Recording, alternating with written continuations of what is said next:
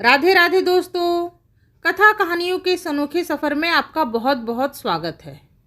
आज की कहानी खरमास की कहानी है। दोस्तों, जैसा कि आप सभी जानते होंगे कि हर साल खरमास लगता है।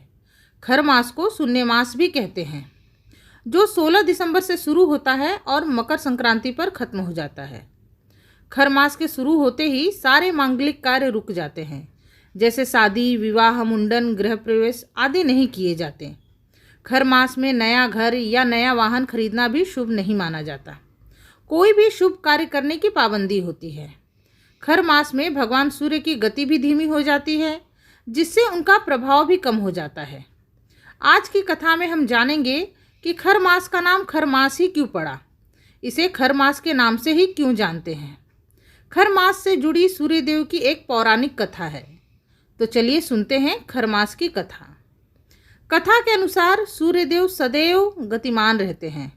उनके गतिशील रहने पर ही सारी सृष्टि गतिशील रहती है। उन्हीं की ऊर्जा से सभी जीव जंतुओं को ऊर्जा मिलती है।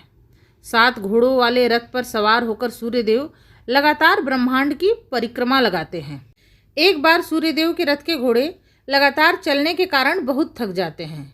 सूर्यदेव ने जब देखा कि उनके घोड़े बहुत प्यासे और थके हुए हैं, तो सूर्यदेव को उन पर दया आ गई। वो अपने रथ को एक तालाब के पास ले जाते हैं, ताकि घोड़े तालाब का पानी पीकर थोड़ा आराम कर सके। किंतु समस्या यह थी कि सूर्यदेव एक स्थान पर रुक नहीं सकते। अगर वो रुक गए तो जनजीवन भी रुक जाएगा और सारी सृष्टि गतिहीन और ऊर्जाहीन हो जाएगी। तभी संयोग से सूर्यदेव को उसी तालाब के किनारे 2 खर यानी गधे घास चरते हुए दिखाई पड़े।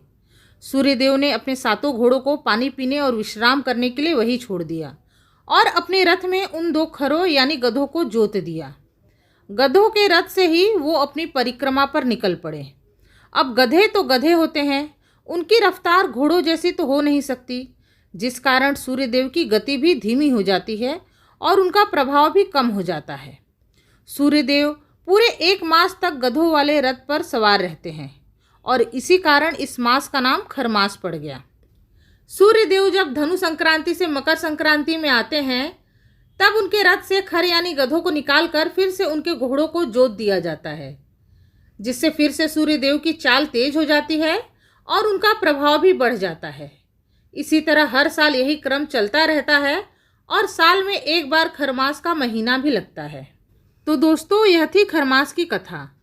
उम्मीद है आप लोगों को कथा के माध्यम से जो जानकारी मिली वो पसंद आई होगी।